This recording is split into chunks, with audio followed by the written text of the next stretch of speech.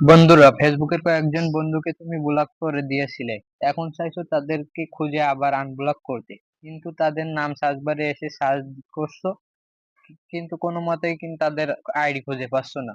তাহলে কিভাবে আবার আনব্লক করবে? তার জন্য তোমাদেরকে কি করতে হবে? তার জন্য তোমাদের সেই ব্লক লিস্ট খুঁজে বের করতে হবে। তো চলো, কিভাবে তোমরা ব্লক লিস্ট খুঁজে বের করে আবার তাদেরকে আনব্লক করবে তা তোমাদেরকে দেখিয়ে দিই। তো কি করবে, কর্নারের ডান দিকে দেখবে একটি প্রোফাইল নামে ছোট্ট একটা পিকচার, এই পিকচারের পরে চাপ দিবে।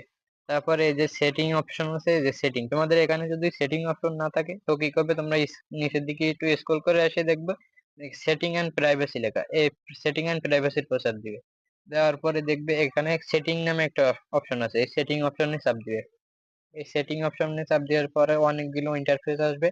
এখান থেকে তোমরা একটু নিচের দিকে স্ক্রল করে চলে যাবে, গিয়ে এখানে দেখতে পাবে একটি অপশন ব্লগিং, এখানে চাপ দেবে। এই ব্লগিং এ চাপ দেওয়ার পর দেখো এখান থেকে তোমরা আজ পর্যন্ত যতগুলো ফ্রেন্ডকে ব্লক করে রাখছো সবার লিস্ট কিন্তু এখানে তোমরা দেখতে পাবে। তো এখান থেকে ধরো, এখান থেকে তোমরা আনব্লক করার জন্য কি করবে, এখানে ধরো এই আমি একজনকে আনব্লক করে দেখাচ্ছি, যে এরপরে চাপ দিয়ে মানে এটা ওর প্রোফাইলে পরে চাপ দিবে। দেওয়ার পরে এখানে দেখতে পাবে আনব্লক, আনব্লকে চাপ দিলে কিন্তু তোমাদের সেই ফ্রেন্ডটা আনব্লক হয়ে যাবে।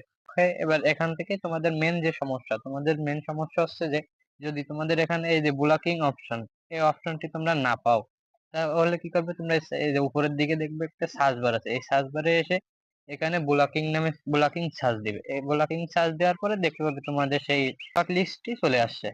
মানে ভিডিওটা ভালো লাগলে লাইক করে চ্যানেলটি সাবস্ক্রাইব করে দিবেন।